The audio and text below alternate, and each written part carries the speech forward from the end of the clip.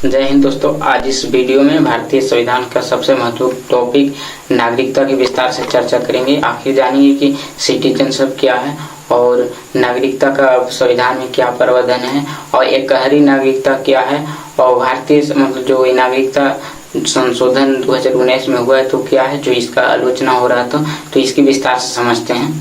तो नागरिकता को कहते हैं सिटीजनशिप।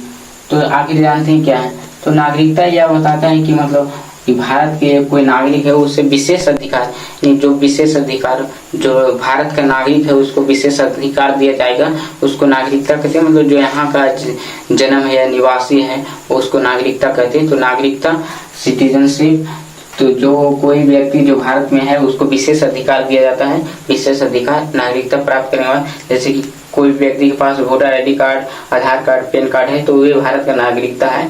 तो नागरिकता भारत के आमतौर पर 18 साल के बाद दिया जाता है। लेकिन जो छोटा बच्चा है वो मतलब अपना माता पिता से नागरिकता प्राप्त किए हैं, लेकिन जो 18 साल से जब हो जाते हैं तो उसका पैन कार्ड ये सब बन जाता है तो वह नागरिकता बन जाता है। तो नागरिकता क्या यह बताता है कि भारत या कोई देश में विशेष अधिकार प्राप्त है। जैसे आप अमेरिका जाइएगा तो आप वहाँ का नागरिकता नहीं तो आप विशेष अधिकार नहीं प्राप्त सकते हैं। अब भारत में तो अब हम विशेष अधिकार प्राप्त करते। तो ये जो नागरिकता एकहरी है, समझते हैं कि एकहरी क्या है? मतलब जो एकहरी का तात्पर्य कि भारत में एक ही नागरिकता है, मतलब कि इसमें वोटर आईडी कार्ड दो नहीं बनता है कि जैसे कि आप बिहार राज्य में रह रहे हैं तो बिहार का वोटर आईडी कार्ड अलग नहीं बनेगा, आपका केंद्र का मतलब एक सेंट्रल का ही बनता है। जितना भी आधार कार्ड है, वोटर आईडी कार्ड है, तो जितना भी आइडेंटिटी है, तो भारत में एकहरी नागरिकता केवल भारत का, हम लोग भारत का नागरिक है।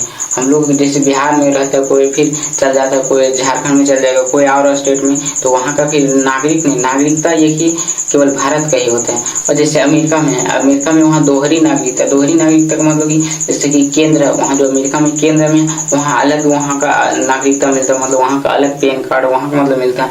फिर जिस राज्य में जैसे कैलिफोर्निया में रह रहा है तो कैलिफोर्निया का मिलेगा, तो वहाँ मतलब दोनों मिलता है वहाँ। तो द्विहरी है मतलब दो होता है।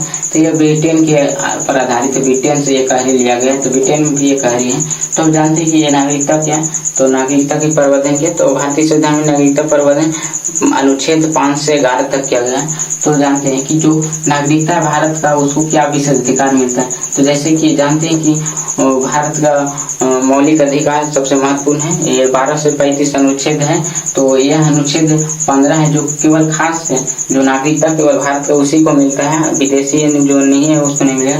तो 15 क्या कहता है कि जो मतलब कोई भी व्यक्ति को धर्म और नस्ल, जाति, लिंग, जन्म स्थान के आधार पर कहूँ भी भेदभाव नहीं किया जाएगा, अनुच्छेद 15 कहता है। अनुच्छेद 16 मतलब कि समानता, हर चीज में नौकरी में समानता, कुछ अपवाद भी होता है तो ये समानता केवल नागरिक जो नागरिक है उसी को दिया जाएगा, या कोई पर्यटक आदि उसका नहीं मिल सकता है। अनुच्छेद 19 एक व्यापक अनुच्छेद है जिसमें स्वतंत्र घूमने, फिरने, ठहरने, रहने और घर बनाने मतलब इसे पूरा अभ्यास करने का स्वतंत्र। तो ये भी केवल भारतीय लोगों का। अनुच्छेद 29 ये संस्कृति के अधिकार, मतलब अपनी संस्कृति को मतलब संरक्षण करने का अधिकार। और 30 शैक्षणिक अधिकार, मतलब कि कोई व्यक्ति मतलब अपना स्कूल खोल सकता है और मतलब अपनी धर्म से रिलेटेड खोल सकता है। तो ये केवल जितना भी प्रावधान है यह केवल भारतीय नागरिकता जो मतलब नागरिकता लिया उसी को।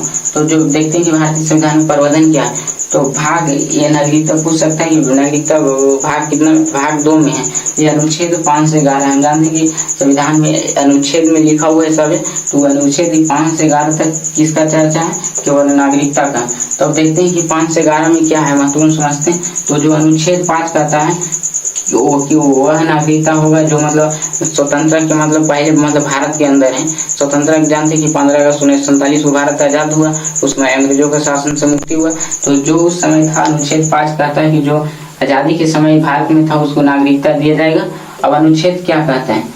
जैसे कि हम जानते हैं कि जब भारत आजाद हुआ तो 2 टुकड़ों में बढ़ गया, बहुत अति दुखदायी था, भारत एवं पाकिस्तान। तो भारत और पाकिस्तान तो बहुत लोग ऐसे तो उस समय नहीं जान रहे थे, तो कभी पाकिस्तान जा रहे थे, कभी भारत आ रहे थे। तो उसी में अनुच्छेद कहा गया कि जो पाकिस्तान से आए हैं, जैसे कि बहुत ऐसे लोग हैं जो पाकिस्तान से मतलब भारत में आए हैं शरण लेने के लिए और रहने के लिए।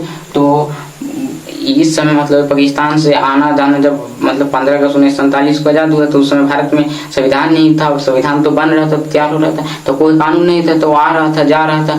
तो कभी यहाँ पर कभी मान लीजिए एक राम है तो राम अपना पाकिस्तान जा रहा था तो कभी इंडिया आ रहा था, बहुत तकलीफ आ रहा था। तो इसलिए अनुच्छेद 6 जोड़ा गया कि जो पाकिस्तान से आए हैं उसको नागरिकता दिया जाएगा यदि वह 19 जुलाई 1948 से पहले भारत में एंट्री कर गए हैं। यदि इसके बाद 19 जुलाई 1948 के बाद आएगा कोई पाकिस्तान से तो उसको मतलब 6 महीना के लिए वेट करना होगा, उसको पंजीकरण कराना होगा।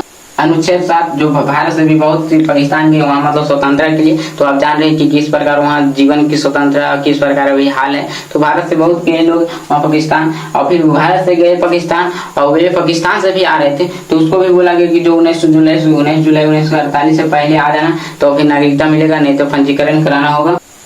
अगला आर्टिकल 8 है जो कहता है कि कोई भी भारतीय व्यक्ति जो विदेशी भ्रमण या नौकरी करने पर मतलब विदेश में गया है, जैसे कि बहुत ऐसे सारे लोग हैं जो विदेश में जाते हैं तो वह उसका नागरिकता खत्म नहीं होगा। कोई भी चल गया है तो उसका नागरिकता खत्म नहीं किया जाएगा, यदि 7 साल से ज्यादा है तो वो खत्म हो सकता है। तो आर्टिकल 8 केवल कहता है कि जो विदेश में गया है वह नागरिकता को उसका खत्म नहीं होगा।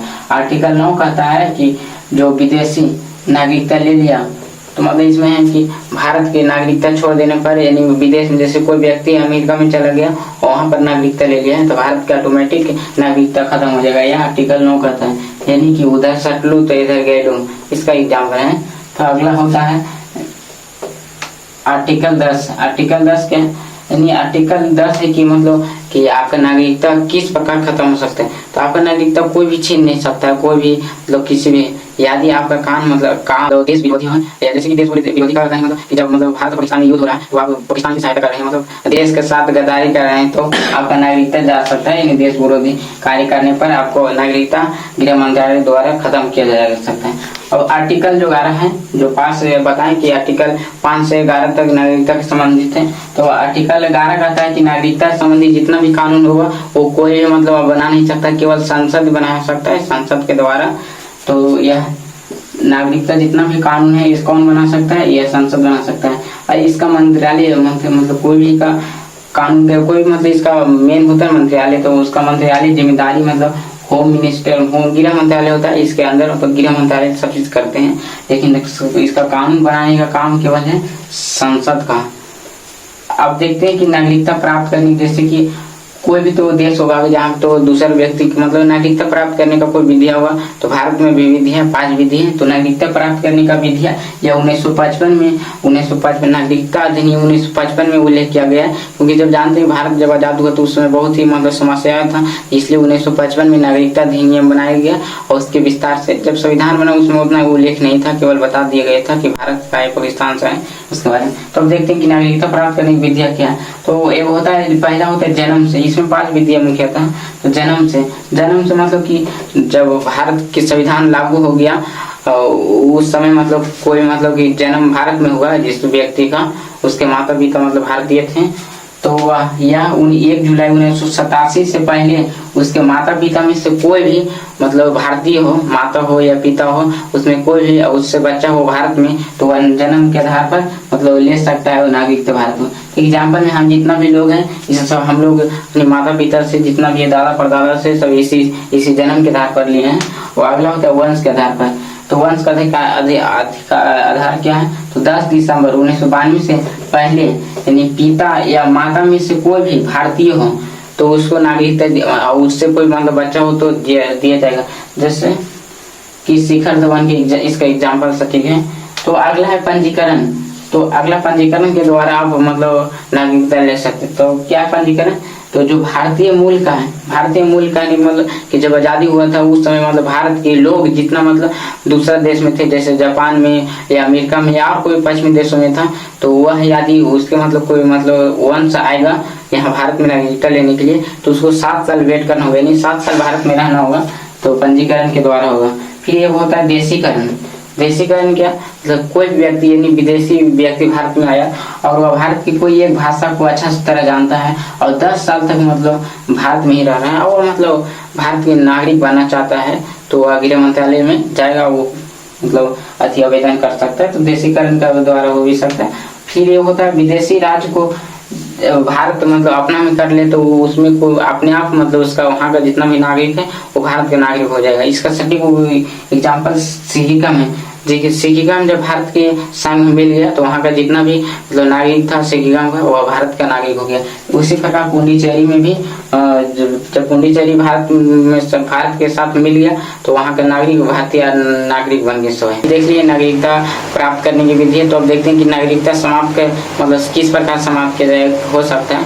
तो यह नागरिकता समाप्त होने की विधि जो 1955 एक्ट नागरिकता उसमें उल्लेख किया गया है। तो ये 3 प्रकार, या कोई व्यक्ति यानी स्वेच्छा से नागरिकता का त्याग कर दे, नहीं कहे कि मतलब भारतीय नहीं है, इस वह त्याग कर दे तो वह मतलब भारत नागरिकता खत्म हो जाएगा। या दूसरे देश का नागरिकता ले लेना, जैसे कोई देश दूसरे देश में सेटलमेंट हो गया तो भारत का मतलब जैसे अमेरिका में रह गया तो भारत का नागरिकता स्वयं खत्म हो गया। तो पहला स्वेच्छा से त्याग कर देना यानी अपनी इच्छा से, और दूसरा की मतलब किसी देश की दूसरी नागरिकता ले लेना तो आपका खत्म हो जाना। अब अगला वंचित मतलब वंचित वाला यानी कोई नागरिक है और जो मतलब संविधान के प्रति निष्ठाहीन का मतलब अच्छा भावना नहीं रखता है, या कोई युद्ध हो रहा है भारत पाकिस्तान या कोई देश के साथ, उसमें मतलब दुश्मन के साथ देना यानी भारत को मतलब अपनी अथी का करना, हिंसा करना, तो उसको सरकार द्वारा नागरिकता समाप्त कर दिया जा सकता है गृह मंत्रालय द्वारा। यानी धोखाधड़ी करेगा, कोई संविधान के प्रति मतलब अति निष्ठा नहीं रखेगा, या जो जितना मतलब महान अति मतलब आज़ादी में भूमिका निभाई उसको मतलब हिंदी दृष्टि देखेगा, अति बोलेगा भारत के, तो उसको नागरिकता समाप्त किया जाएगा। या यार ऐसे भी हो सकता है जो 7 साल से ज़्यादा विदेश में भारत में कभी भी एंट्री नहीं मारे मतलब एवे नहीं किया तो उसका भी खत्म हो सकता है। तो ये खत्म है। अब देखते हैं नागरिकता इसमें जो नागरिकता एक्ट 1955 था, 1955 नागरिकता एक्ट, इसमें संशोधन किया गया, संशोधन 19 में किया गया, तो इसलिए इसका नाम हो गया नागरिकता संशोधन अधिनियम। इसको सिटीजनशिप अमेंडमेंट एक्ट कहते हैं, जिसको CAA के नाम से जाना जाता है।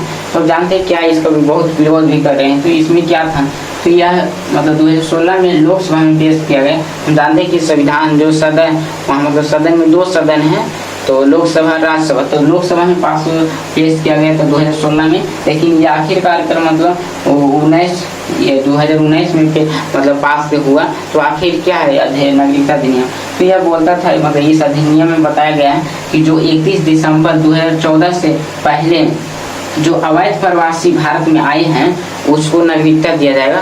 तो जैसे कि जानते हैं कि जो अफगानिस्तान हो गया, पाकिस्तान हो गया और बांग्लादेश हो गया, जो हाल ही में मतलब शेख हसीना का भी त्याग हो गया, मतलब ताकता पलट होते रहता है, यहाँ पर हमेशा शांति हो रहता है। तो इस देशों से जितना भी मतलब भारत में प्रवासी हो कि मतलब अवैध प्रवासी मतलब अफगानी मतलब जो उधर इधर 7 सिस्टर स्टेट है उधर से मतलब प्रवेश कर जाता है, उसको अवैध प्रवासी कहते हैं। तो वहाँ पर भारत सरकार मतलब उसको नागरिकता देने का ये लाया था। तो वो बोल रहा था कि जो अवैध प्रवासी अफगानिस्तान से है, बांग्लादेश से है, पाक से है, पाकिस्तान से ये सब आए हुए हैं, उन वहाँ के नागरिक उसको नागरिकता दिया जाएगा। यदि वह नागरिकता मतलब वह जो नागरिक आया हुआ या धार्मिक मतलब आधार पर दिया जाएगा, जैसे कि वह हिंदू हो सकता है या सिख हो सकता है, जो मतलब मेजोरिटी नहीं मतलब माइनॉरिटी हो, जैसे कि अफगानिस्तान या बांग्लादेश में तो मेजोरिटी सब मुस्लिम है। तो इसको यहाँ का जो मतलब भारत के मुस्लिम विरोध कर रहे थे कि या तो इसमें मुस्लिम का भी नहीं है, तो यह जो लाया गया था तो माइनॉरिटी के लिए लाए थे। जो तो जितना देश है बांग्लादेश अफगानिस्तान ये सब मुस्लिम है, वहाँ माइनॉरिटी में बहुसंख्यक है, लेकिन ये सब जो है हिंदू, सिख, बौद्ध, जैन, पारसी, ईसाई 6 समुदायों को मतलब नागरिकता दिया जाएगा। तो ये सब अधिक अल्पसंख्यक था, इसलिए तो इसको मतलब नागरिकता दिया जाएगा। और लेकिन कब 31 दिसंबर 2014 से पहले जो आया था तो यह कानून नहीं था, यह अपवाद भी था, यह पूरे भारत में लागू नहीं था। यह आसम और मेघालय, मिजोरम, त्रिपुरा जैसे राज्य हैं वहाँ पर मतलब जो वहाँ जानते हैं कि जनजाति वहाँ ज़्यादा क्षेत्र है, तो जनजातीय क्षेत्रों में मतलब वैसे लोगों को मतलब नहीं नागरिकता दिया जाएगा, और मतलब कोई दूसरा स्टेट में रहता तो उसको दिया जाएगा। तो बेसिकली यही था जिसका विरोध हो रहा था कि मतलब इसको मुस्लिम नहीं दिया गया। इसमें मुस्लिम को नहीं दिया गया था कि जहाँ और जितना ही सब देश है उसमें बहुसंख्यक मुस्लिम था। तो आप समझ गए होंगे यह मतलब नागरिकता की क्या है। आई होप इस वीडियो को नागरिकता के बारे में विस्तार से समझ गए होंगे। तो मिलते हैं नेक्स्ट वीडियो में। जय हिंद।